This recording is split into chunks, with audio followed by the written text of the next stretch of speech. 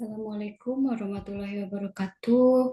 Perkenalkan, nama saya Neng Firly Apriliani, salah satu dosen program studi Administrasi Publik, Fakultas Ilmu Sosial Ilmu Politik, Universitas Juanda Bogor. Pada kesempatan kali ini, saya akan mendeskripsikan mata kuliah yang saya ampuh, yaitu Manajemen Pelayanan Publik. Penyampaian pemaparan ini dalam rangka unjuk kerja sebagai bukti kinerja Tridharma Perguruan Tinggi pada bidang pengajaran. Dalam menjelaskan mata kuliah ini, pendekatan yang saya gunakan adalah pendekatan DIA, yaitu Delivery, Interaction, and Assessment. Delivery adalah bagaimana cara pengajar menyampaikan mata kuliah yang kita ajarkan kepada mahasiswa. Interaction adalah bagaimana interaksi antara pengajar dan mahasiswa dalam proses pembelajaran. Sedangkan assessment adalah bagaimana pengajar mengukur penilaian dan pemahaman mahasiswa pada saat proses pembelajaran. Pendekatan pertama adalah delivery. Bagaimana saya menyampaikan pembelajaran baik secara daring maupun luring kepada mahasiswa.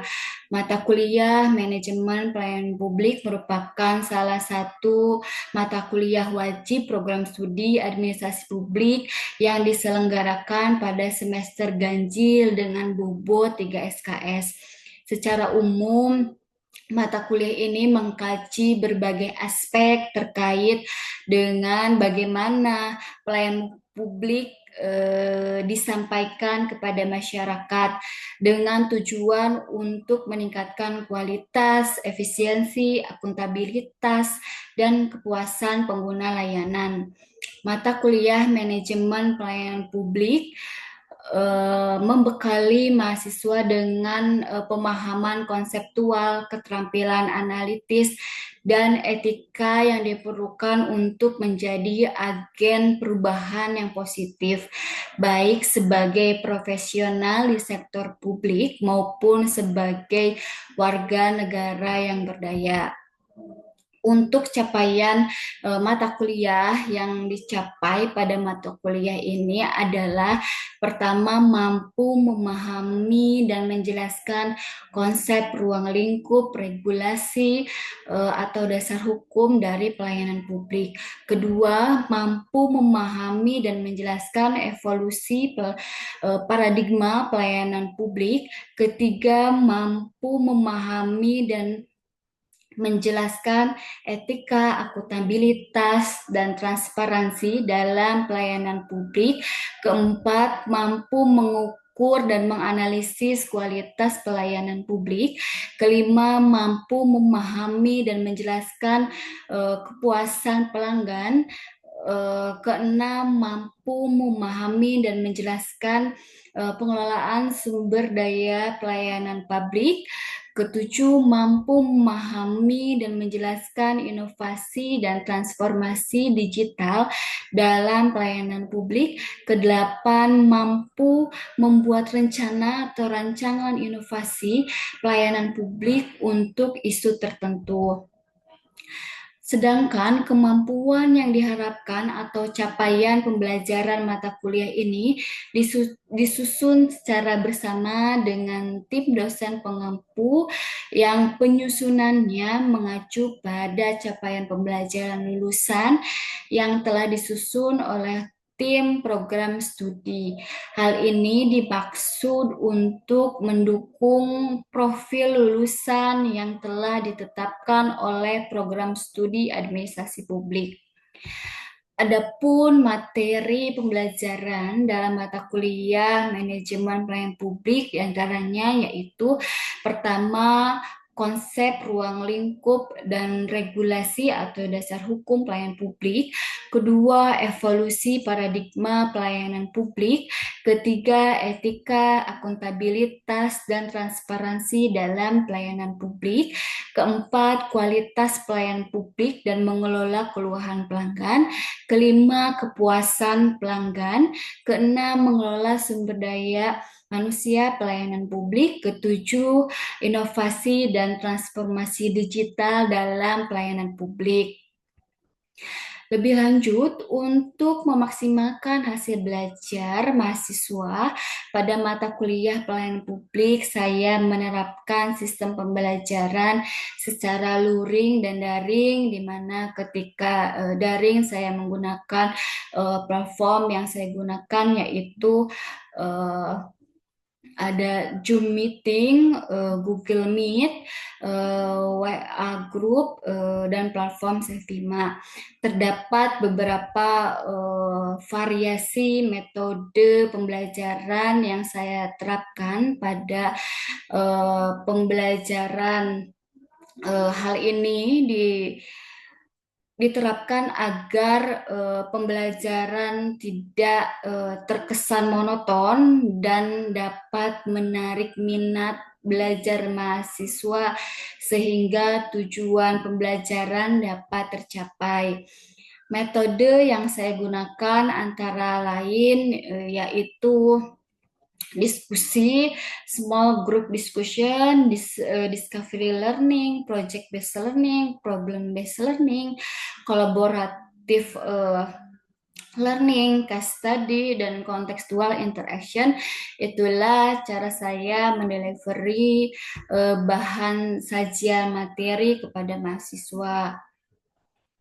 Bagaimana cara saya berinteraksi dengan mahasiswa baik saat pembelajaran berlangsung maupun di luar pembelajaran? Pendekatan pembelajaran yang saya gunakan selama pembelajaran berlangsung adalah pendekatan pembelajaran yang berpusat kepada mahasiswa, atau kita kenal dengan student center learning. Dimulai dari tahap pendahuluan inti hingga penutupan, mahasiswa selalu saya libatkan untuk mendapat atau untuk dapat berperan serta aktif, baik itu merespon atas pertanyaan yang diberikan.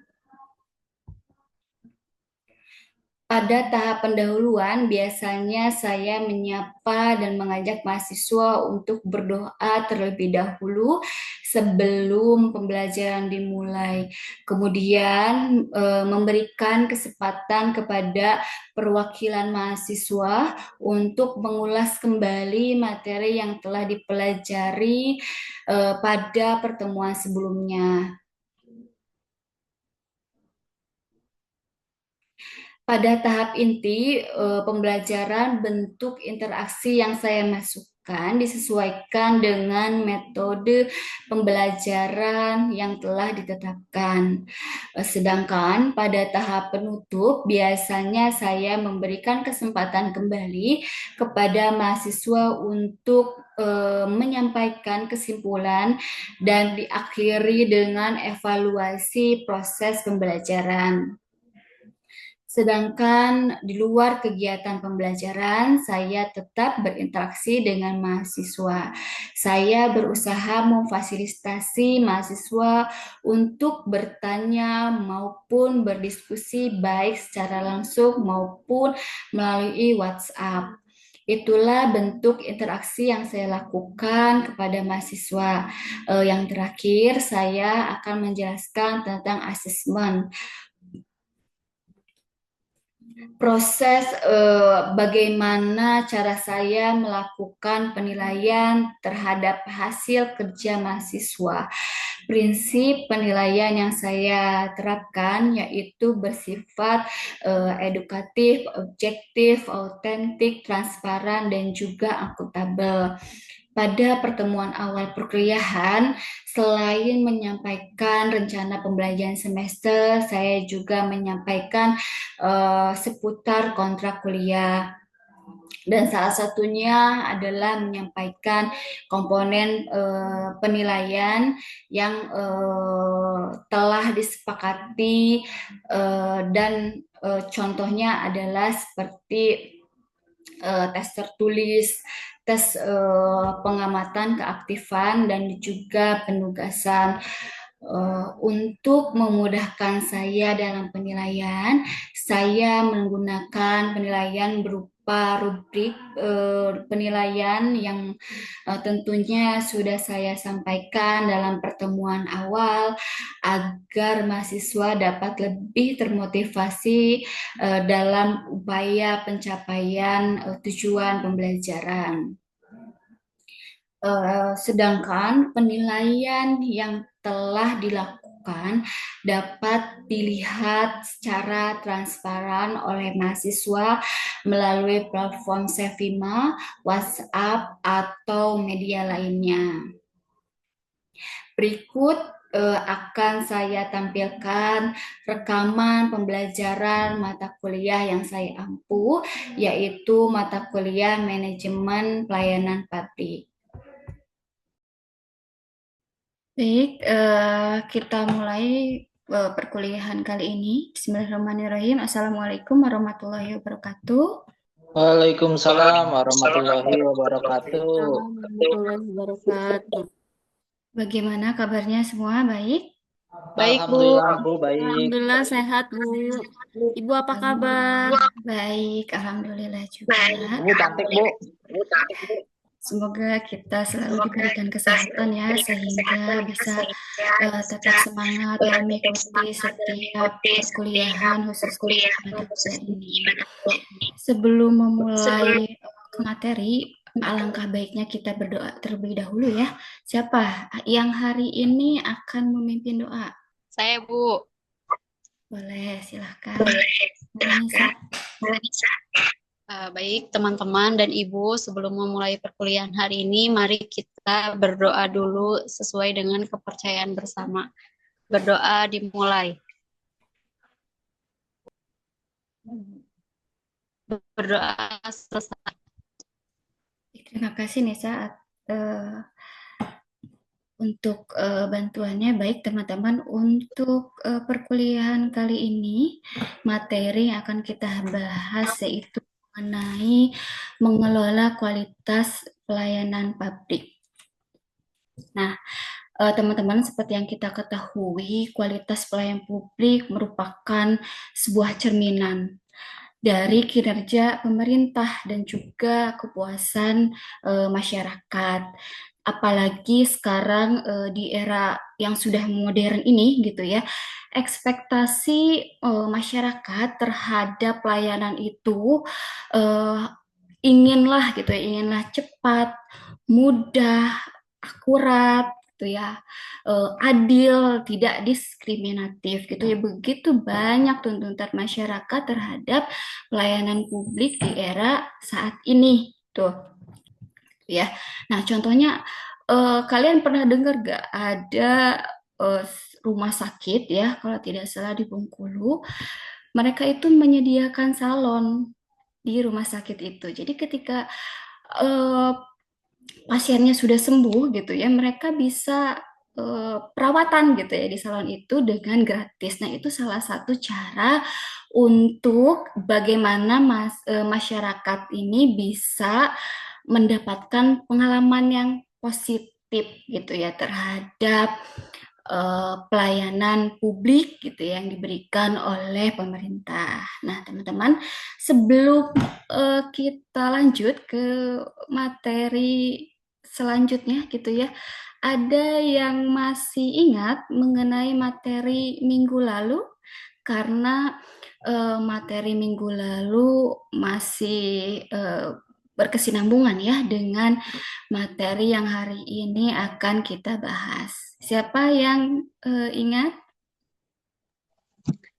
Saya izin menjawab, Bu. Oke, silakan Nisa. Untuk pekan sebelumnya, materi kita tentang etika, akuntabilitas, dan transparansi dalam pelayanan publik. Kita belajar prinsip-prinsip etika dalam pelayanan publik, mekanisme akuntabilitas publik, transparansi informasi publik. Ketiga pilar tersebut adalah fondasi bagi good governance atau tata kelola pemerintahan yang baik dan esensial untuk membangun kepercayaan masyarakat serta memastikan pelayanan publik yang efektif, adil, dan berkualitas tinggi. Itu, Bu. Oke, terima kasih Nisa. Luar biasa sekali ya masih ingat materi minggu lalu yang sudah kita bahas. Nah, lanjut ya teman-teman. Jadi mengelola kualitas pelayanan publik ini mempunyai dua aspek yang krusial ya. Yang pertama mengelola keluhan pelanggan dan juga mengukur kualitas dari pelayanan publik. Yang pertama, mengelola keluhan pelanggan. Tentu keluhan pelanggan itu menjadi hal yang sebenarnya sangat penting gitu ya bagi sebuah organisasi khususnya di pemerintahan.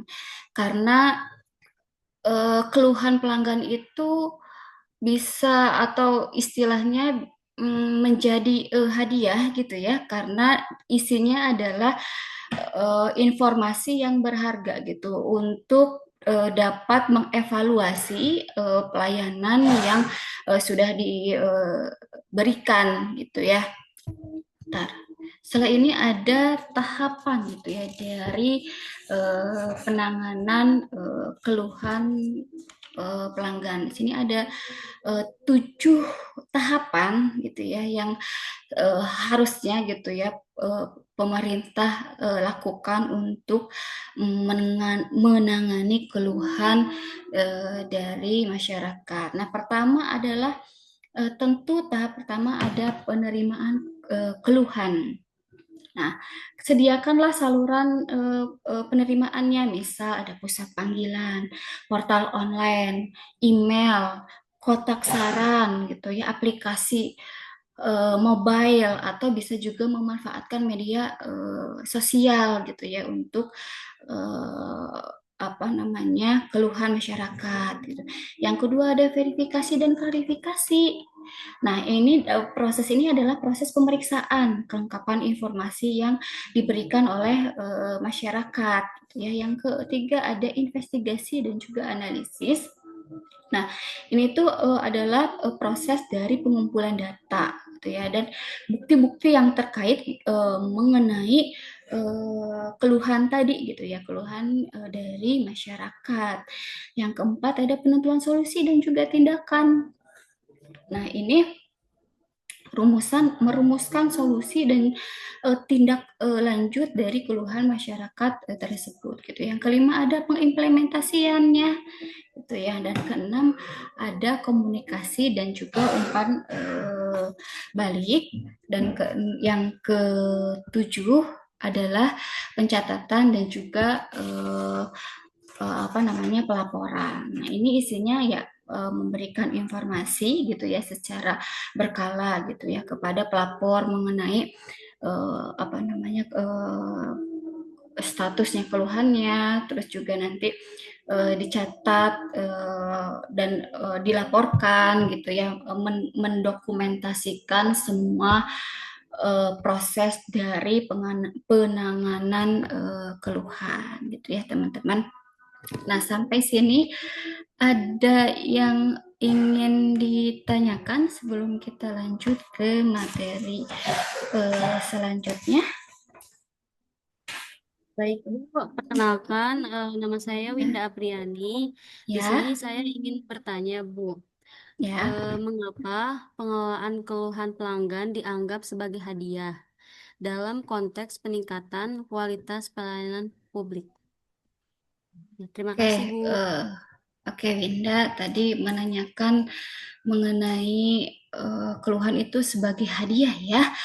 Nah, jadi Winda dan teman-teman, pengelolaan keluhan pelanggan itu disebut hadiah karena setiap keluhan adalah sumber informasi yang bisa dikatakan informasi yang berharga yang langsung menunjuk pada kelemahan gitu ya atau pain point tadi gitu ya titik sakitnya gitu ya dalam sistem pelayanan khususnya di pemerintahan. Nah, ini tentu memberikan peluang emas gitu ya untuk perbaikan yang berkelanjutan gitu ya. Eh, dan tentu ini bisa menjadi apa namanya meningkatkan kepercayaan publik terus serta menjadi data yang penting juga gitu ya untuk nanti bisa data tersebut bisa dianalisis gitu ya menjadi apa namanya tren gitu ya seperti itu Winda ya kenapa disebut hadiah gitu ya. Sudah jelas, Win? Iya, sudah cukup. Terima kasih, Ibu. Sama-sama. Jadi kita lanjut ke materi selanjutnya mengenai sistem pengelolaan keluhan digital. Nah, tentu perkembangan teknologi informasi di era sekarang sangat luar biasa gitu ya. Nah, dalam pengelolaan keluhan juga harus memanfaatkan gitu ya teknologi. Nah, ini adalah contoh gitu ya, ada 4 contoh gitu ya, bagaimana pengelolaan keluhan itu ya berbasis digital gitu ya. Pertama ada sistem CRM atau Customer Relationship Management. Kedua ada portal pengaduan online. Ketiga chatbot dan AI. Keempat ada analisis data keluhan. Nah ini sebenarnya bisa dimanfaatkan oleh khususnya oleh pemerintah gitu ya agar pengelolaan keluhan masyarakat gitu ya dapat dikelola dengan baik ditangani dengan cepat gitu ya. Nah, selanjutnya ada pengukuran kualitas pelayanan gitu ya.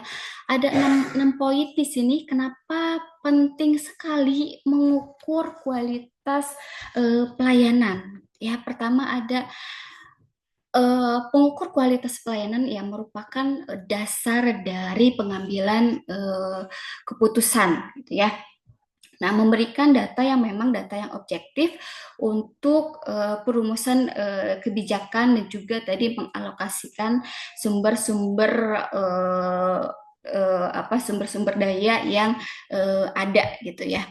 Nah, yang kedua merupakan akuntabilitas, bentuk dari akuntabilitas dan juga transparansi.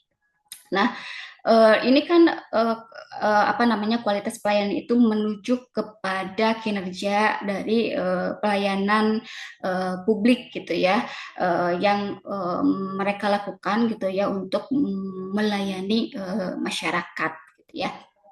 Nah, yang ketiga ada identifikasi kekuatan dan juga kelemahan. Nah, ini menyoroti area yang memang sudah area yang sudah baik gitu ya, yang atau area yang harus diperbaiki gitu ya.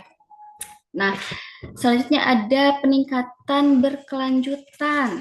Nah, peningkatan berkelanjutan ini tentu memungkinkan perbandingan kinerja gitu ya dari waktu ke waktu dan juga bisa memonitor gitu ya dampak dari perbaikan-perbaikan yang sudah dilakukan. Yang selanjutnya ada motivasi karyawan. Nah, hasil dari pengukuran yang misal nanti mengukurnya positif gitu ya.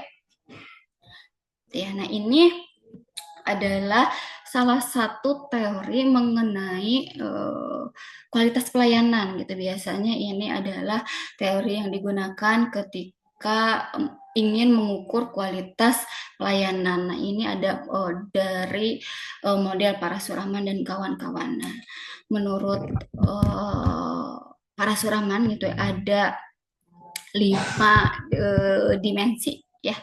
Pertama ada tangible atau bukti fisik. reliable atau keandalan. Ketiga ada responsif, daya tanggap.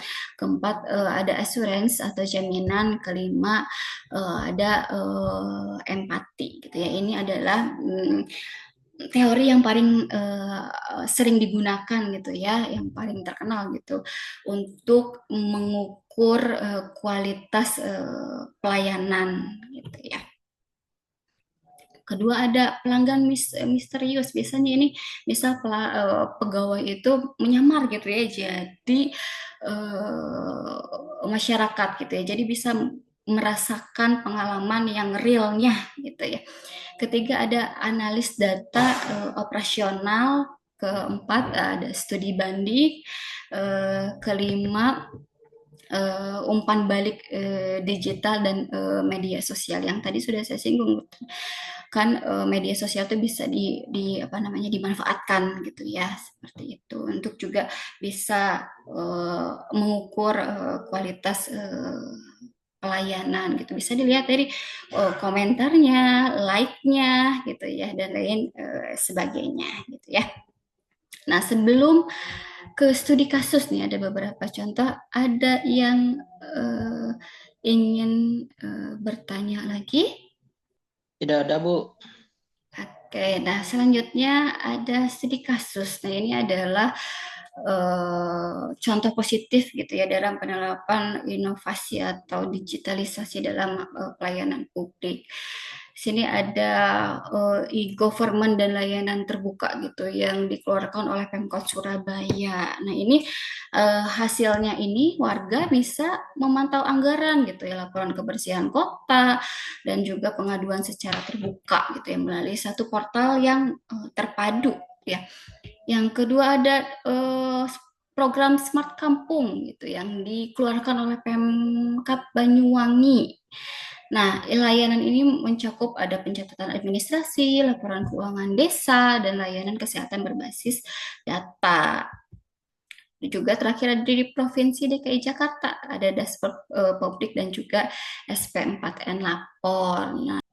Nah, tugas ini secara berkelompok ya, kalian nanti membuat kelompok yang satu kelompok berisi 2 orang gitu ya, yang memang nanti luaran yang diharapkan itu ada laporan analisis dan juga draft artikel jurnal yang nantinya kita publish di jurnal Bersinta ya.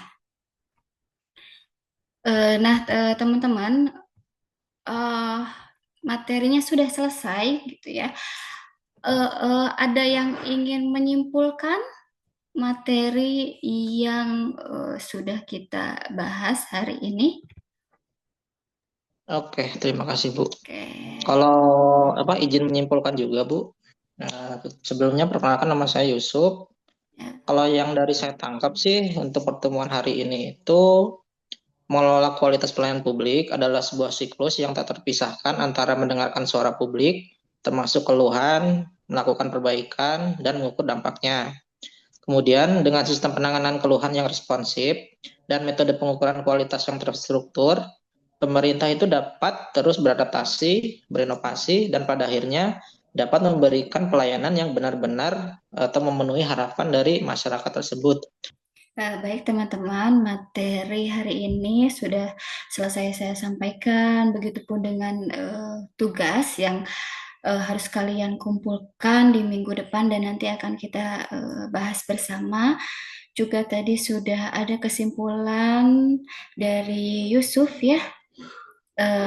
Jadi kita akhiri pertemuan kali ini dengan membaca hamdalah bersama-sama. Alhamdulillahirrahmanirrahim. Saya akhiri pertemuan hari ini. Wabillahi taufiq wal hidayah. Wassalamualaikum warahmatullahi wabarakatuh. Waalaikumsalam warahmatullahi wabarakatuh. Terima kasih, Ibu. Demikian pemaparan saya terkait deskripsi salah satu mata kuliah yang saya ampu pada program studi administrasi publik dalam rangka unjuk kerja pengajaran. Terima kasih. Wassalamualaikum warahmatullahi wabarakatuh.